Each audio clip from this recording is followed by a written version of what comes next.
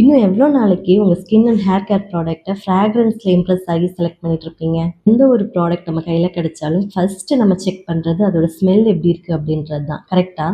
Product ஸ்மெல்லுக்கு மெயினாக ரெண்டு தான் பேஸு. ஒன்று எசென்ஷியல் ஆயில், இன்னொன்று ஃப்ராக்ரன்ஸ் ஆயில். ஸோ இது ரெண்டுக்குமான டிஃப்ரென்ஸ் என்னன்னு பார்த்தீங்கன்னா, ஃப்ராக்ரன்ஸ் ஆயில் கெமிக்கல் இன்க்ரீடியன்ஸை பிளெண்ட் பண்ணி டிசைன் பண்ணுற ஆர்டிஃபிஷியல் சென்ட் தான் ஃப்ராக்ரன்ஸ் ஆயில். ஃப்ராக்ரன்ஸ் ஆயில் பார்த்தீங்கன்னா ஸ்ட்ராங் ஸ்மெல் கொடுக்கும், லாங் லாஸ்டிங்காகவும் இருக்கும், பட்ஜெட் ஃப்ரெண்ட்லியும் கூட.